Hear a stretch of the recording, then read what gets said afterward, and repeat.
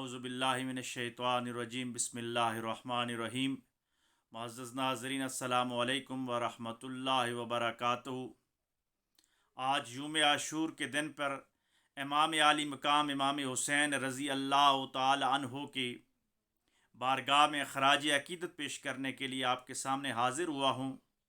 अक्सर लोग ये सवाल करते हैं कि मोजज़ा और करामात का ज़िक्र कुरान मजीद में आता है, और जो लोग बारगाह इलाही में ज़्यादा मकबूल होते हैं वो अगर अल्लाह की बारगाह में प्यास की शिद्दत से अगर एड़ियाँ रगड़ें ज़मीन के ऊपर, तो अल्लाह तबारक व तआला उनकी प्यास को बुझाने के लिए ज़मीन से आब ज़मज़म जैसा चश्मा निकाल देता है।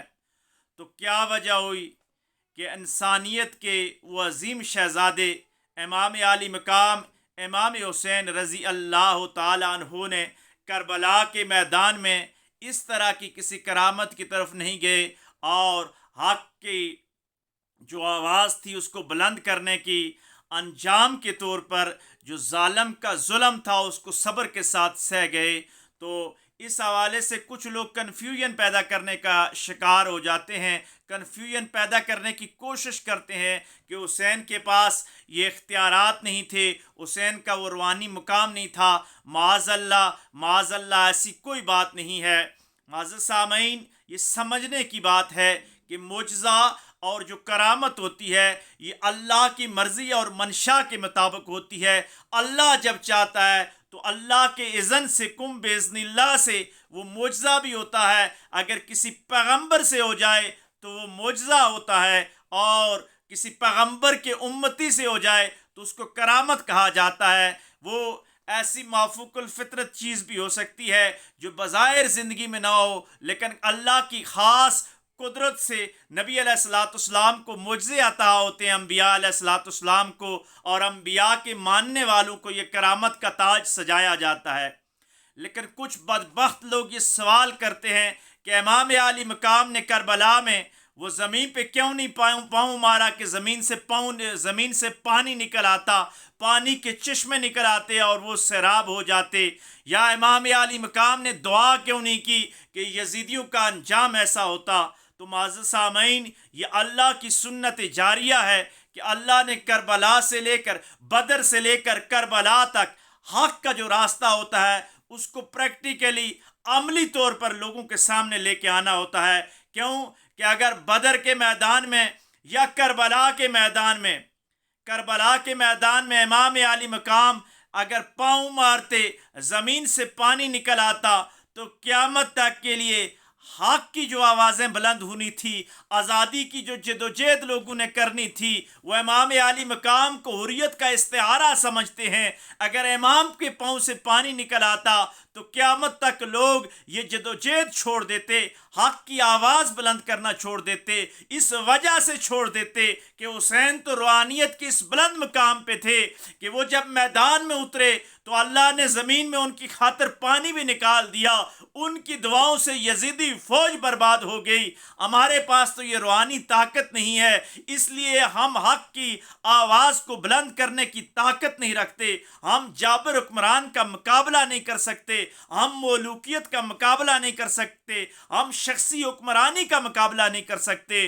तो मेरे दोस्तों और बुजुर्गों, इमाम आली मकाम ने करबला के अंदर तन्हा सब्र करके अपनी किसी भी रूहानी ताकत को इस्तेमाल ना करके हमें ये पैगाम दिया कि लोगों, हक़ का जो रास्ता होता है वो यही रास्ता होता है। क्योंकि इमाम आली मकाम उस सोच के पैरोकार थे, उस सोच का नज़रिया में दे रहे थे कि इस्तिकामत जो होती है ये करामत से अफजल होती है। करामत असल चीज़ नहीं, असल चीज़ है कि बंदा रसूलुल्लाह सल्लल्लाहु अलैहि वसल्लम के दीन के लिए करामत कितना है, वो हक़ की बात पे इस्तिकामत कितना रखता है, वो ज़्यादा हक़ के लिए जिदोजहद कितनी करता है।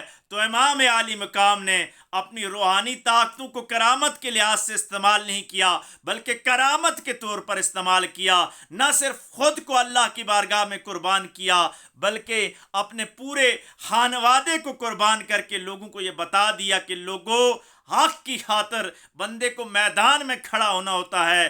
آج بھی دنیا کے اندر جتنی بھی حریت کی تحریکیں چل رہی ہیں، آزادی کی تحریکیں چل رہی ہیں، اسلام کی سربلندی کی تحریکیں چل رہی ہیں، تو ان کو یہ بات سمجھ لینی چاہیے کہ یہاں کرامات اور معجزے نہیں ہوتے، بلکہ یہاں میدان میں جا کر جابر حکمران کے سامنے کلمہ حق بلند کرنا ہوتا ہے، اور موقع آئے تو گردن بھی کٹا دینی پڑتی ہے، کیونکہ حسین یہ پیغام دے گئے، اور حسین کا یہ پیغام رسول اللہ صلی اللہ علیہ وآلہ وسلم کا پیغام ہے، کیونکہ رسول اللہ صلی اللہ علیہ وآلہ وسلم نے فرمایا تھا کہ میں حسین سے ہوں، حسین مجھ سے ہے۔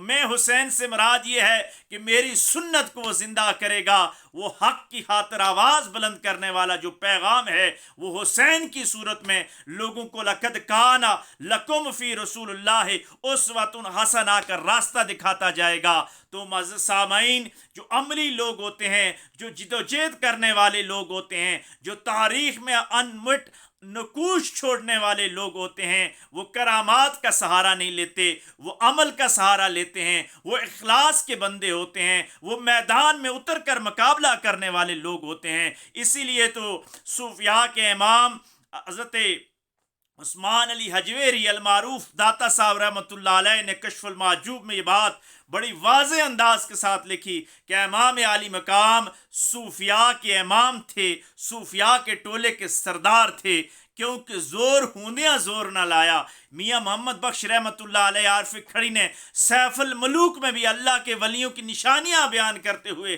کربلا کے اس واقعے کی طرف اشارہ کیا ہے کہ اللہ کا کامل بندہ وہی ہوتا ہے جو زور رکھتا ہو، طاقت رکھتا ہو، لیکن طاقت کا استعمال نہ کرے، بلکہ بشری تقاضوں کے مطابق صبر کرتا جائے، حق کے راستے پہ چلتا جائے، تو حقیقت میں اللہ کا ولی وہی ہوتا ہے۔ کیونکہ وہ بڑی مشہور عقائد کسی بزرگ کی آپ نے سنی ہوگی کہ اس نے اپنے شیخ سے جا کے کہا کہ مجھے اسم اعظم کا وظیفہ چاہیے، تو شیخ نے صبر کرنے کا کہا، اور ایک کہا کہ بازار میں جاؤ۔ وہ بازار میں جاتا ہے، پورا دن لوگوں کو آبزرو کرتا ہے، دیکھتا ہے ایک بوڑھا آدمی آتا ہے، جنگل سے لکڑیاں اٹھائے لا رہا ہے، اور راستے میں ایک آدمی اس سے لکڑیاں چھین بھی لیتا ہے، اس پہ ظلم بھی کرتا ہے، لیکن وہ بندہ جواب نہیں دیتا، خاموشی کے ساتھ چلا جاتا ہے۔ وہ بندہ رات کو اپنے شیخ کے پاس جاتا ہے کہ میں دن پورا بازار گھوم آیا ہوں، اب مجھے اسم اعظم کا وظیفہ عنایت کر دیا جائے۔ تو شیخ اس سے پوچھتے ہیں کہ تو نے دن بھر کیا دیکھا؟ تو وہ کہتا ہے کہ اس طرح میں نے دیکھا کہ ایک بوڑھا ضعیف آدمی تھا، اس پہ ایک آدمی ظلم کر رہا تھا۔ تو شیخ نے اس سے پوچھا کہ اگر تیرے پاس اسم اعظم ہوتا تو کیا کرتا؟ تو فرمایا اگر میرے پاس اسم اعظم ہوتا تو میں اس کی طاقت سے اس کو تباہ کر دیتا کہ وہ بوڑھے کے اوپر ظلم کر رہا تھا۔ تو اس کے شیخ نے مسکرا کر کہا، آنکھوں میں آنسو خوشی کے آ گئے، فرمایا بیٹا میں نے اسم اعظم اسی بوڑھے سے لیا تھا جس بوڑھے پہ وہ آدمی ظلم کر رہا تھا۔ یہ اسم اعظم ملتا ہی اس کو ہے جو صبر کرتے ہوئے اس حد تک چلا جاتا ہے کہ روحانی طاقتوں کو اپنے لیے استعمال نہیں کرتا، اللہ کے نام کو اللہ کی رضا کی خاطر مخلوق تک پہنچا دیتا ہے۔ تو حسین کے پاس وہ سب روحانی طاقتیں تھی، وہ چاہتے تو سورج زمین پہ آ سکتا تھا، وہ چاہتے تو زمین کے اندر سے پانی نکل سکتا تھا، وہ چاہتے تو ایک نگاہ جلال سے پوری یزیدی فوج برباد ہو سکتی تھی، لیکن نہیں، حسین نے دنیا کو انقلاب کا راستہ سکھایا، عمل کا راستہ سکھایا۔ اقبال کی زبانی ہم یوں ہی کہہ سکتے ہیں کہ عمل سے زندگی بنتی ہے جنت بھی جہنم بھی، یہ خاکی اپنی فطرت میں نہ نوری ہے نہ ناری۔ اور حسین کا پیغام یہی ہے کہ اخلاص کے ساتھ عمل کے راستے پہ چلنا ہے۔ اللہ ہمیں حسینی مشن پہ چلنے کی توفیق عطا فرمائے۔ وآخر دعوانا ان الحمد للہ رب العالمین۔